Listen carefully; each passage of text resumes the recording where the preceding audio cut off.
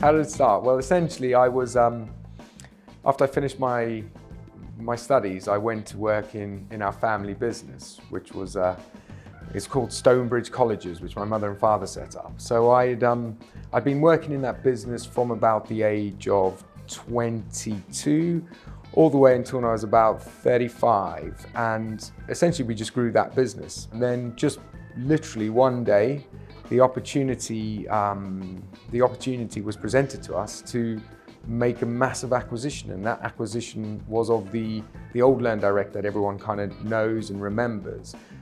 It was well publicized what was going wrong with that company, and essentially I was given the opportunity to take that business and attempt a turnaround and a transformation of that business. So the role of CEO kind of fell into my lap once we had done the acquisition. So I was not very good at A-levels. I did really bad. I did chemistry, maths and business studies. Didn't do very good at chemistry and maths, and took the opportunity to study business studies at Portsmouth University. Really enjoyed it. I think I finally found something that kind of excited me and I enjoyed doing. I liked the depth and the breadth of what you studied. I wouldn't necessarily say that in order to run a business you need a degree, right? So I definitely wouldn't say that.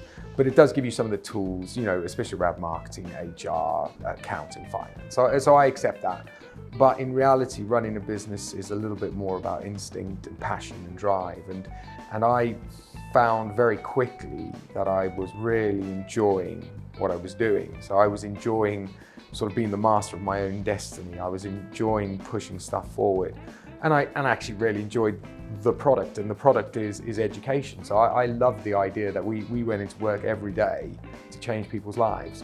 And you know, from that, I just grew into business. It wasn't something that happened overnight, but it wasn't something that took 10 or 15 years. It was a sort of a 2 or 3 year journey, which was probably as much about maturing as it was about getting accustomed to the business.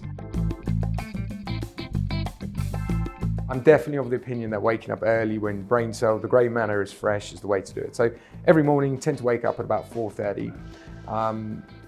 Do the classic rollover, check the emails, all my sort of standardized daily work reports will come in, and I'll spend probably about the first hour of my day going through work-related emails, reports, all that kind of stuff.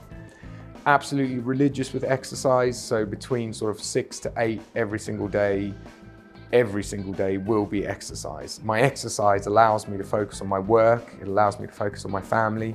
You know, you think about the world we live in with social media, our phones, our computers, our TVs, we're just totally connected all the time.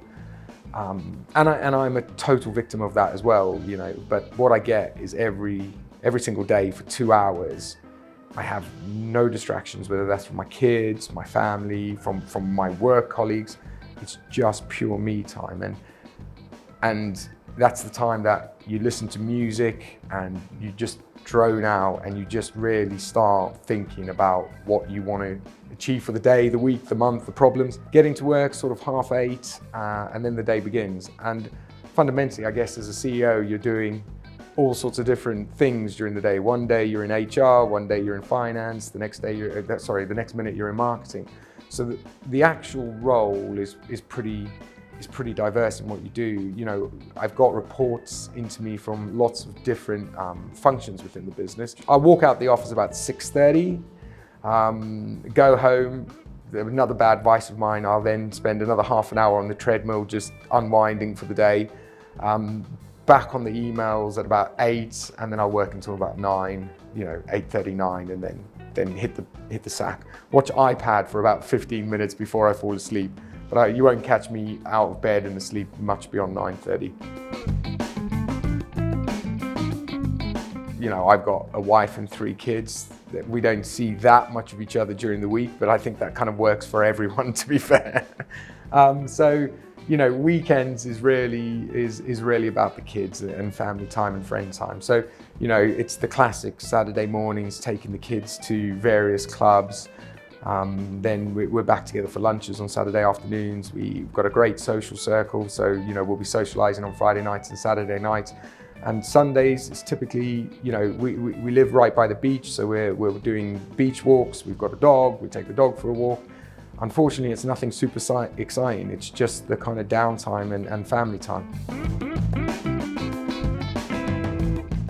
I think every CEO likes success, right? And so success is essentially what drives you. And for me, that success can be measured in lots of different ways. It's how you impact the people that work for you and are part of your team. That's success, moving people forward. Success is numbers, growing the business. Success is, getting knocked down when you get it wrong and getting back up and starting again.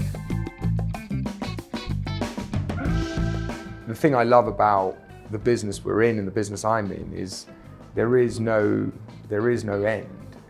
This isn't a job where the most we can sell, like a hotel where you can sell 10 rooms 365 nights a week, and that's the capacity. The job I'm in and the company I run, it's online learning. We can change the lives and educate billions of people. Now, I'm not saying we do, but there really is no limit for what we can do. So I just love the fact that I know I can get up every single day and I'm still nowhere near where the end goal is for both myself professionally and personally and for the company. And that just keeps driving me forward.